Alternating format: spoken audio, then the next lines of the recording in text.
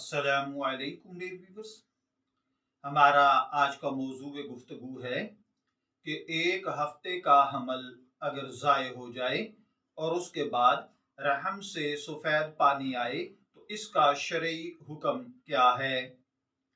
देखिए भाइयों और बहनों, अगर एक हफ्ते का अमल ज़ाय हो जाए या कोई ज़ाय करवा दे और खून की बजाय सफ़ेद पानी निकल रहा हो तो इसका शरई हुक्म क्या होगा।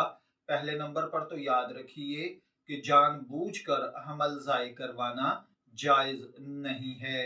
दूसरे नंबर पर अगर हमल ज़ाय हो जाए तो इसके बाद अगर खालिस वाइट कलर का पानी निकल रहा हो तो ये पानी पाक है। और अगर खालिस सफ़ेद ना हो बल्कि कुछ डिफरेंट हो, जैसे मटियाला कलर हो, ये खून हैज के हुक्म में होगा।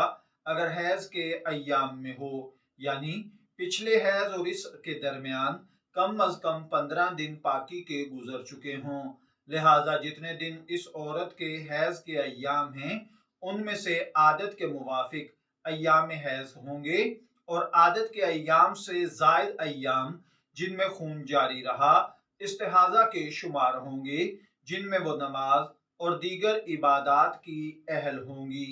हैज के अय्याम ख़त्म होने के बाद गुस्ल करना लाजिम है, ताहम इसके बाद जितने दिन खून जारी रहे हर नमाज का वक्त दाखिल होने के बाद नया वुजू करना ज़रूरी होगा, जिसके बाद इस नमाज के वक्त में फ़र्ज और नवाफिल और तलावत कलाम मजीद करना जायज़ होगा तो वो कर सकती हैं। लेकिन अगर शरई उज़र के बगैर हमल ज़ाय करवाया जाए तो इस पर तौबा इस्तग़फ़ार लाज़मी है। मैं दुआ गो हूँ अल्लाह ताला हमें इन बातों को समझकर इनके मुताबिक अमल करने की तौफीक अता फरमाए।